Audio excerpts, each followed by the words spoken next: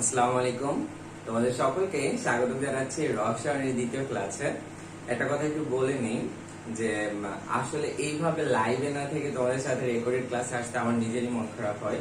তোমাদের কেমন হয় আমি জানি না। তো আশা করি তোমরা সকলেই ভালো আছো এবং যে যেখান থেকে আমাকে দেখছো তারা ঠিকঠাক মতো বুঝতে পারছো। আর যদি কোনো সমস্যা থাকেও আমাদের এই ভিডিওর নিচে তোমরা অবশ্যই কমেন্ট করতে পারো, ঠিক আছে?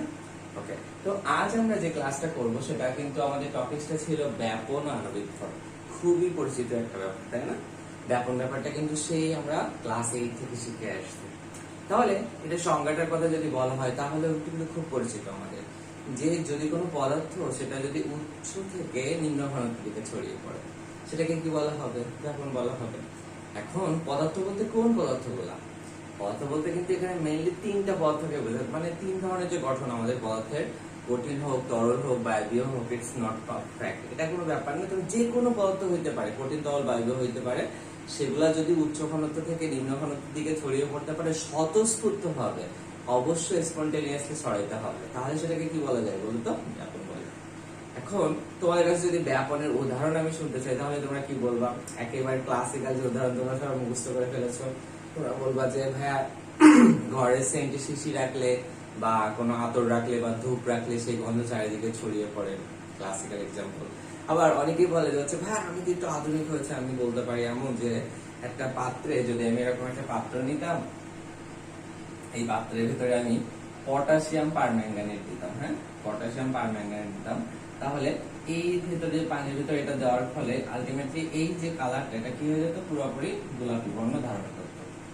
তাহলে এটা হলো তোমাদের অনেকের বর্ণনা। আবার কেউ কেউ বললো যে ঠিক আছে এটা পানিতে যদি আমি কপার সালফেট আমি তুতে যদি ব্যবহার করতাম, যে CuSO4 ডট IS2O, তাই না? এই যে তুতে, এই তুতে যদি তোমরা ব্যবহার করো, এই তুতের আবার একটা নাম ছিল ব্লু ভিট্রিয়ল। হ্যাঁ, কি নাম ছিল? Blue vitriol. যারা 9 এর আছো তাদের জন্য এটা অনেক ইম্পর্টেন্ট, কথাগুলো মনে রাখা। তাহলে তুতে বা ব্লু ভিট্রিয়লকে যদি তুমি পানির ভিতরে দিয়ে দাও তাহলে কি ঘটনা ঘটবে? পুরা বর্ণটা নীল হয়ে যাবে।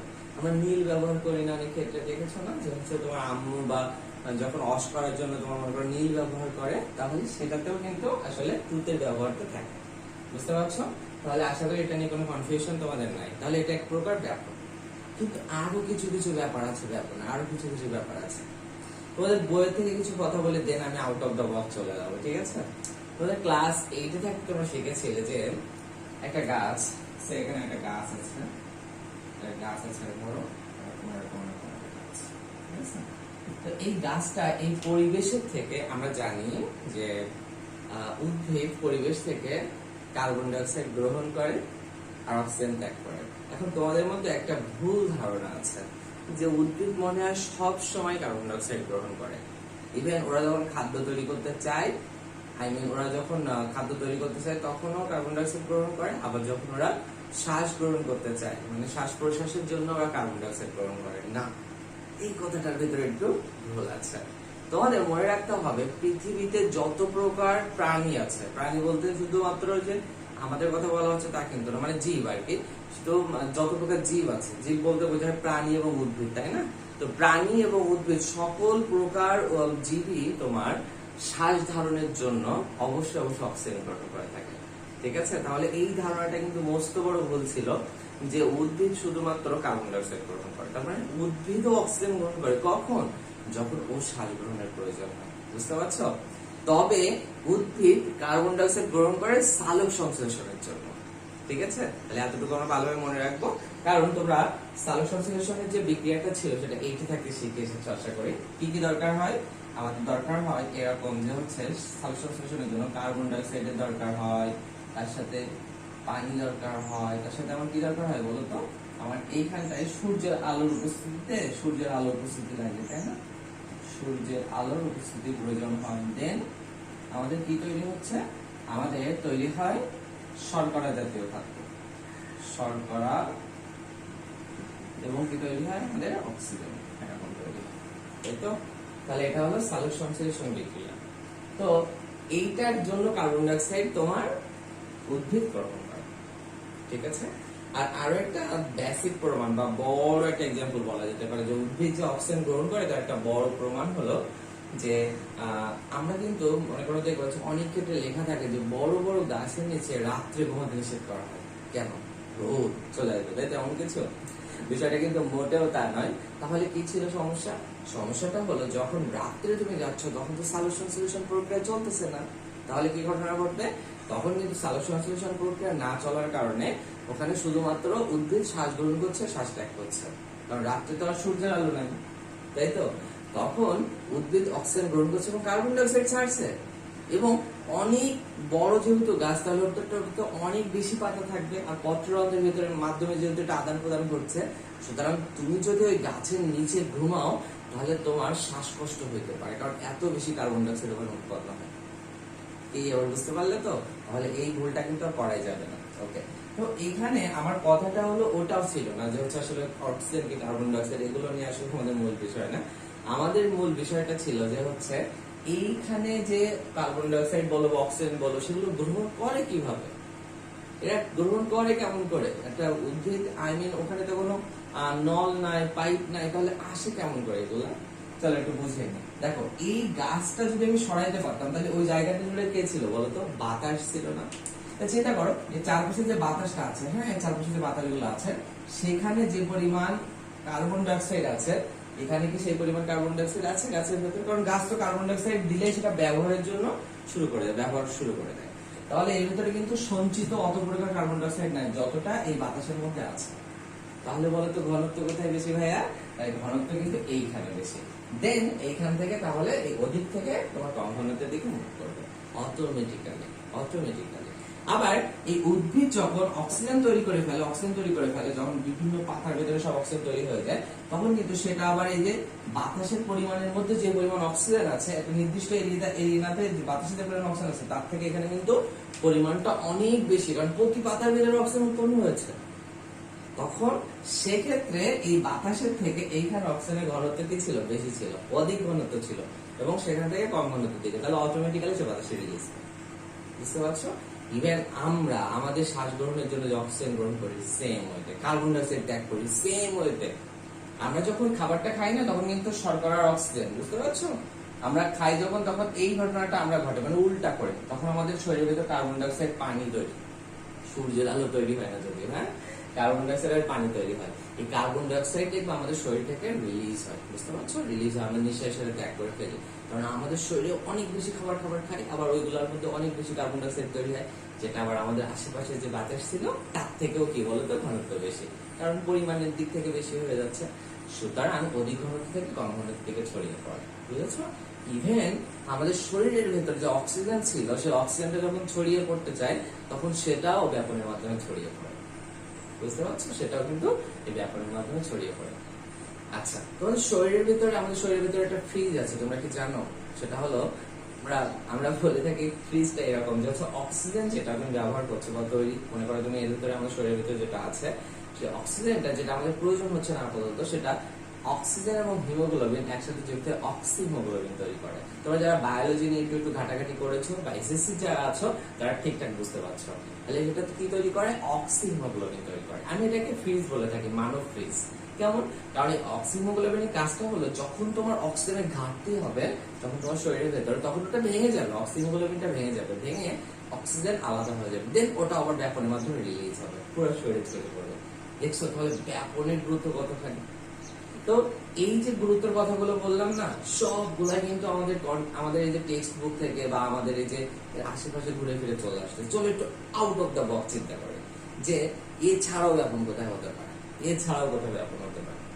দেখো আমাদের যে স্কুলে বা কলেজে, তোমরা যদি স্কুলে পড়ো তোমাদের স্কুলের ঘটনাটাই বলি, তোমরা যখন স্কুলে ক্লাস করার পর যখন সবাই স্কুল শেষ করে বেরিয়ে যেতে চাও, দেখবা স্কুলে অনেক বেশি বাচ্চা ছিল, তাই না? যখন স্কুলে ছুটি দিয়ে দেয় তখন সবাই নিজের বাসা থেকে যেতে থাকে। সবার বাসা কি একদিকে নাকি? সবাই কিন্তু এক দিকে যেতে থাকে। তার মানে কি বেশি ঘনত্ব থেকে কম ঘনত্ব দিকে ছুটতে থাকো, তাই না? এটাও কিন্তু তাহলে ব্যাপন, কিন্তু এটা স্বতঃস্ফূর্ত ভাবে যদিও ঘটে না।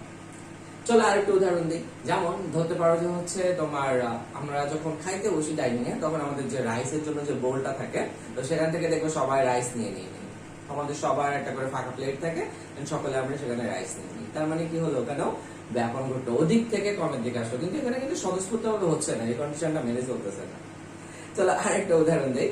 ধরো তোমার একটা পুষকে একটা যে হচ্ছে বোন আছে বা ভাইয়া আছে, তারে তুমি একটা ঘরে রেখে দিলা, হ্যাঁ, ঘরের ভিতরে রেখে দিলা। ঘরের ভিতরে এখানে আটা রাখা ছিল, কি রাখা ছিল? আটা, ঠিক আছে। এই আটা রাখা ছিল, তুমি ওরে ওই পুষ্কারে এই ঘরের ভিতরে রেখে দিয়েছো, ঠিক আছে।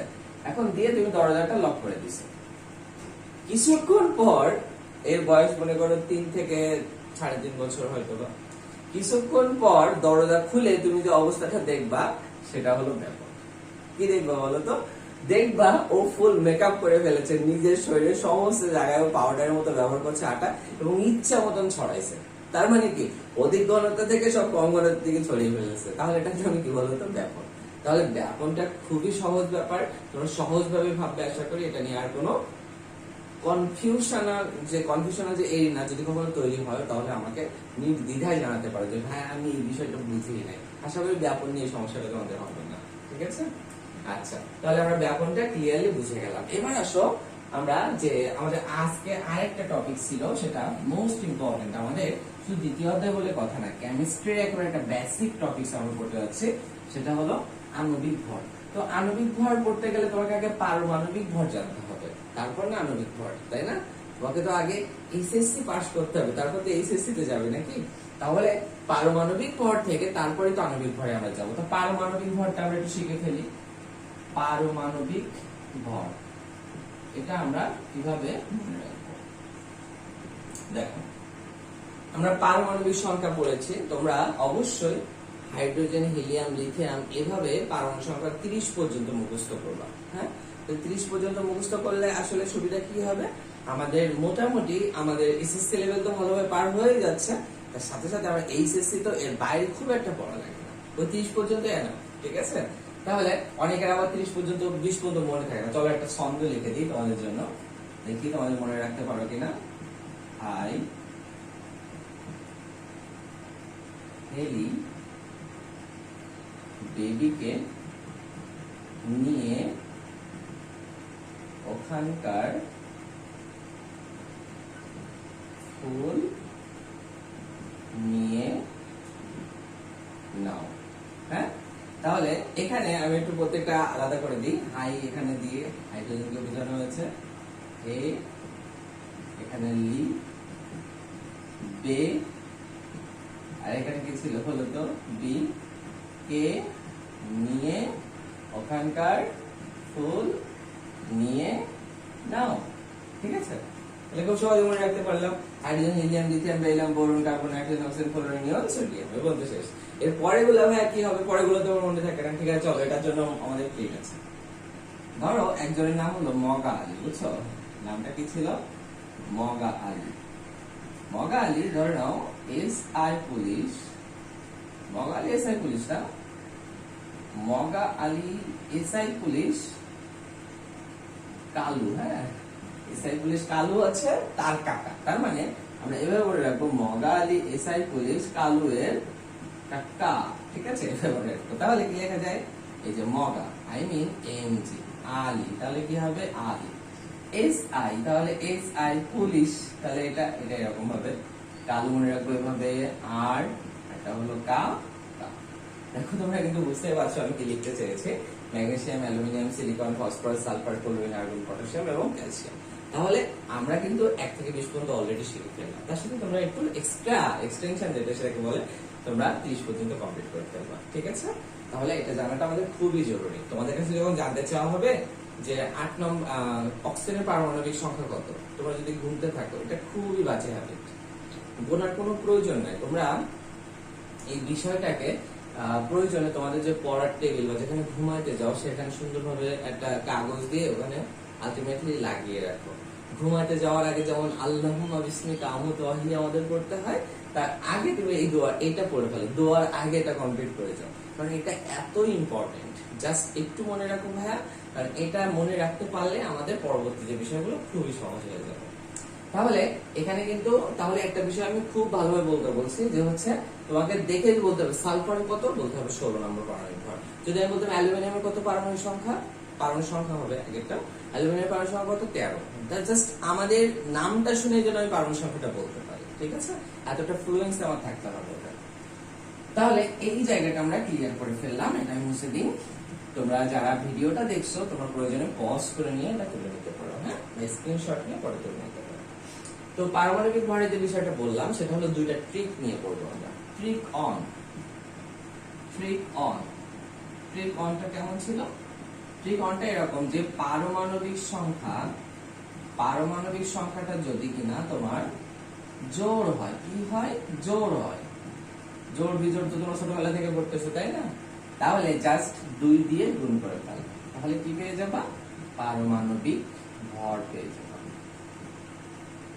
আচ্ছা চলো তো দেখি এটা একটু মিল দেখি। দেখো অক্সিজেনের পারমাণবিক সংখ্যা কত ছিল? 8। তাহলে এটা একটা জোড় সংখ্যা, পারমাণবিক সংখ্যা, তাহলে এটা পারমাণবিক ভর হবে কত বলো তো? 16। তেমনি ভাবে আমি যদি বলতাম সালফার ছিল 16, তাহলে হচ্ছে কত বলো তো? 32। আর একটু দেখি ম্যাগনেসিয়ামে ছিল 12, তাহলে হয়ে যাচ্ছে কত বলো তো? 24। এইভাবে তাহলে এগুলো আমরা সহজেই বুঝতে পারছি। তাহলে পারমাণবিক সংখ্যা যদি জোড় হয় তাহলে তাকে শুধু 2 দিয়ে গুণ করলে আমরা পারমাণবিক ভরটা পেয়ে যাই। ওকে, এখন যদি বিজোড় হয় তাহলে কি হইতো? তাহলে চলো সেটা আমরা দেখি। পারমাণবিক সংখ্যা যদি কিনা তোমার বিজোড় চলে আসে তাহলে কি করতে হবে? 2 দিয়ে গুণ করতে হবে, দেন 1 তোমাকে যোগ করতে হবে। তাহলে কি পেয়ে যাব আমরা? আমাদের যে কাঙ্ক্ষিত পারমাণবিক ভর সেটা কিন্তু আমরা ফাইন্ড আউট করতে পারবো। ঠিক আছে? তাহলে বিজোড় যদি হয়, যেমন সোডিয়ামে ছিল কত বলো তো? 11। তাহলে 11 তো একটা বিজোড় সংখ্যা, তাহলে 2 দিয়ে গুণ করলাম 22 হলো, তার সাথে 1 যোগ করে ফেলো, তাহলে কত হলো? 23 হয়ে যায়। চলো আরেকটা দেখি। অ্যালুমিনিয়ামে কত ছিল? 13, তাহলে হয়ে যায় কত বলো তো? 27। ফসফরাসে ছিল 15, তাহলে হয়ে যাবে কত বলো তো? 31। ঠিক আছে? তাহলে কিন্তু সহজেই আমরা মনে রাখতে পারলাম যে কিভাবে আমরা পারমাণবিক ভর বের করতে পারি। এখন বিষয়টা হলো যে এই নিয়মগুলোর আবার ব্যতিক্রম আছে। 1 থেকে 20 এর ভেতরে তোমার 1 থেকে 20 এর ভেতরে যে বিষয়গুলো ব্যতিক্রম থাকবে সেগুলো আমরা এইভাবে মনে রাখবো। 17 মনে রাখলেই হয়। দেখো এই 17 বোঝায়, এটাও 17 বোঝায়, তাই না? তাহলে এই তিনটা বদমাইশ এরা হলো আমাদের নিয়মটা মেনে চলে। অন্যগুলো আছে যেগুলো আমাদের দরকার পড়ে না, কিন্তু যেগুলো প্রয়োজন তার ভেতরে 1 থেকে 20 এর মধ্যে যেগুলো প্রয়োজন তার ভেতরেও ব্যতিক্রম যেগুলো, সেগুলো আমরা মূলত এখানে মার্ক করেছি। তো 1 নম্বরে কে ছিল? হাইড্রোজেনে ছিল পারমাণবিক সংখ্যা 1। তাহলে বিজোড়, তাহলে কি হবে? 2 1 2 1 3 হওয়ার কথা, কিন্তু এত বড় বদ এটার আবার 1ই হলো পারমাণবিক ভর, তাহলে এটা একটা ব্যতিক্রম। 7 নম্বরে ছিল নাইট্রোজেনে ছিল 7, তাহলে এটা একটা বিজোড়, তাহলে 7 গুণ 14 15 হওয়ার কথা, তা না হয়ে সেটা 14 হয়। কত খারাপ, তাই না? আবার দেখো 17 নম্বরে ছিল ক্লোরিন, তাহলে 17 যদি হয় তাহলে আমার হওয়ার কথা ছিল 35, কিন্তু না হয়ে এটা আলটিমেটলি হয়ে যাচ্ছে কত বলো তো? 35.5। তাহলে এইগুলাই আসলে পারমাণবিক ভর, যেগুলা কিনা ব্যতিক্রম ছিল। কোথা থেকে পর্যন্ত? 1 থেকে 20 পর্যন্ত। এর বাইরে কোনগুলা মনে রাখবো? হ্যাঁ, এর বাইরে কোনগুলা মনে রাখবো? চলো আমরা ওটা একটু লিখে ফেলি যে এর বাইরে কোনগুলো আমরা একটু মাথায় রাখবো। এর বাইরে আমাদের মনে রাখতে হবে আয়রনকে। হ্যাঁ, আয়রনের ছিল 26, আর এটা মনে রাখবো তোমরা 56 ছিল। এটা কত ছিল? 56, মূলত 55.8% মতো ছিল। এটা হলো আয়রন। তোমরা মনে রাখবা কপারে কত ছিল? কপারে ছিল 29, আর এটা মনে রাখবা 63.5। ঠিক আছে? 0.5 আমাদের এই দুইটা মনে রাখলে এনাফ। একটা হলো 35.5, এটা হলো 63.5। আর একটা জিঙ্ক মনে রাখবা, জিঙ্ক এখানে 30, এখানে মনে রাখবা 64 এর মতো একটা মান ছিল। ঠিক আছে? তাহলে এইগুলা মোটামুটি মনে রাখলে আমাদের কিন্তু মোটামুটি কাজ শেষ হয়ে যায়। আচ্ছা, কি কেমন কাজ শেষ হয়? ভাই আমরা তো পারমাণবিক ভরের কথা বললেন, আপনি তো শিখাইতে চাইছিলেন আণবিক ভর। দেখে আমরা আণবিক ভর কতটুকু শিখতে পারছি। চলো আমরা একটা আণবিক ভর বের করা শিখে ফেলি। এখানে একটা আণবিক ভর বের করা শিখে ফেলি। আণবিক বের করা খুবই সহজ, কারণ তুমি যদি পারমাণবিক ভর একবার বের করতে পারো তাহলে আণবিক ভর বের করা খুবই সহজ। আমরা একটা জাতীয় আণবিক ভর বের করি, সালফিউরিক অ্যাসিড। হ্যাঁ, তাহলে দেখতে হবে হাইড্রোজেনের পারমাণবিক ভর কত? 1 ছিল। হ্যাঁ, 1। এই যে আমি এখানে লিখে রেখেছি। আর এখানে কয়টা ছিল? হাইড্রোজেন 2টা, তাহলে আমি 2 দিয়ে এখানে গুণ করলাম, দেন হাইড্রোজেনের কাজ শেষ, তাহলে ক্লোজ করলাম। এই হাইড্রোজেনটা যেহেতু শেষ, তাহলে আমি প্লাস লিখবো। কত সহজ ব্যাপার। জাস্ট হাইড্রোজেনের পারমাণবিক ভর যেটা ছিল সেটা আমি লিখেছি, কয়টা আছে হাইড্রোজেন সেই সংখ্যাটা লিখেছি, জাস্ট ব্র্যাকেটে আবদ্ধ করে, দেন পরবর্তী যেটা আমার মৌল চলে আসছে সেটার কথা আমি এবার লিখবো। সালফার যেহেতু সালফারে ছিল আমাদের কত? 32, তাহলে আমাদের এখানে 32 লিখবো। এগুলো কিন্তু পারমাণবিক ভর লিখতেছি। অক্সিজেনের কত ছিল আমাদের 16, এই যে 16 আর কয়টা আছে এখানে 4টা, তোমরা যদি যোগ করে ফেলো তাহলে পাবা 98। ঠিক আছে, চলো আমরা আরেকটা দেখি। সে এরকম ভাবে থাকলো Al2SO4 3 এরকম ভাবে থাকলো। এবার কি হবে? আচ্ছা চলো দেখি। অ্যালুমিনিয়ামের কত ছিল? অ্যালুমিনিয়ামের ছিল 27, এটার সাথে আমরা 2 গুণ করব। এটা ডান, আমাদের অ্যালুমিনিয়ামের কাজ শেষ।